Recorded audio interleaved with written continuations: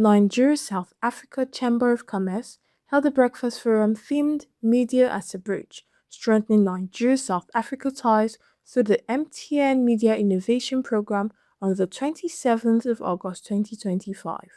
The event brought together major stakeholders and partners in media and communications, mining, engineering, agriculture, and academic sectors from Africa. The event began with an opening remark by the chairman of the Nigeria South Africa Chamber of Commerce, Dr. Ije Jidemma. The media is not just a platform for communication. It is a powerful vehicle for influence, and it has the ability to shape perception, build narratives, and drive public discourse in the context of Nigeria and South Africa. Having come this far, having laid the foundation, we are looking up to a very, very bright future, a future that is galvanized by our coming together, the two countries, the key countries in the continent. There's such a lot for us to do, a lot that we can do together in terms of collaboration, in terms of partnership, in terms of exchanges from what happened today. Talking about the media, using the media positively, we need to understand the overarching objectives and vision of our continent and work towards that.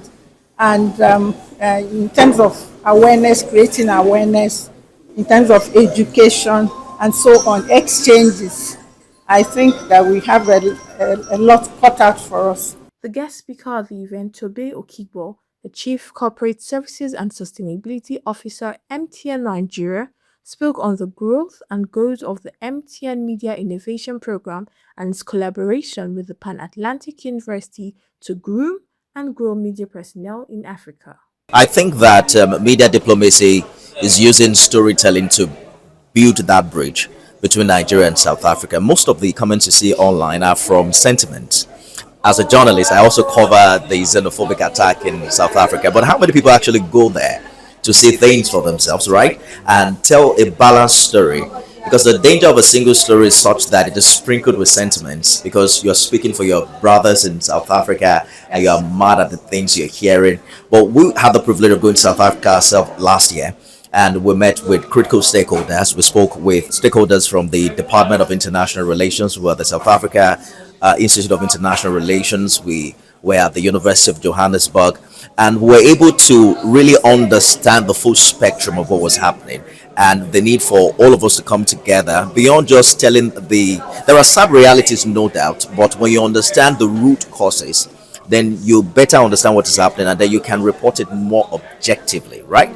And by the way, that's not the only thing happening in South Africa. You had the Consul General talking about how many Nigerians keep going to South Africa every day, the number of visa applications they get. So if South Africa is that bad, what are Nigerians looking for there? I mean, I think there's a tough love between both of us. The second guest speaker, Dr. Ikechukwu Obiaya, Dean, School of Media and Communication, Pan-Atlantic University, emphasized on the key role of the media in shaping international relations and perspective across borders while fostering global understanding and also the hopes of growth.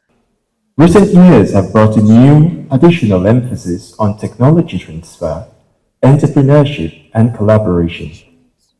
On the other hand, the primary purpose of corporations is to deliver shareholder value, or for startups to provide returns to their investors. I like to give the example of when I traveled to South Africa, and we asked a lot of questions about, there are so many talks about xenophobia, what are stakeholders, what are government officials, what are you guys doing about it? Why are you not doing anything about it?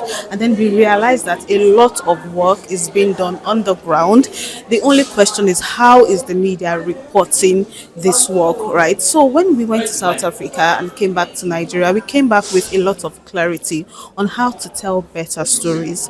How do we tell stories that do not lean into stereotypes, that provide more context, that provide more nuance? You get, so for instance, now everyone is always talking about, South Africa does not like to issue visas to Nigerians, and then we went to South Africa and realized that that is not true, for instance. So MIP gave me clarity on how to tell more stories with context with nuance, getting all sides of the stories before reporting.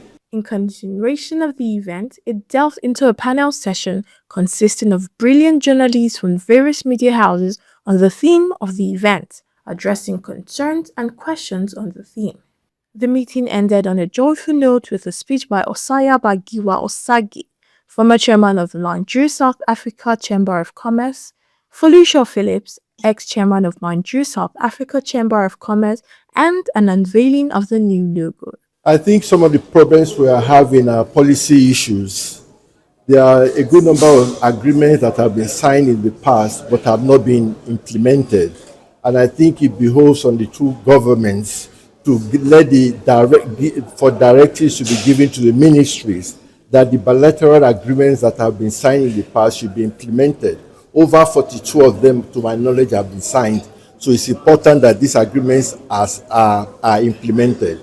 And once they are implemented, you will find out that the various areas which they cover will be affected. I think we need to interact more. We need to have more exchange programs.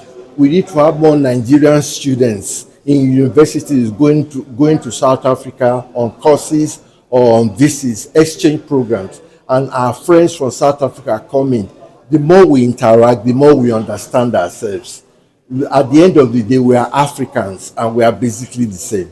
Amanda Amos Ikwe for Business Day Television.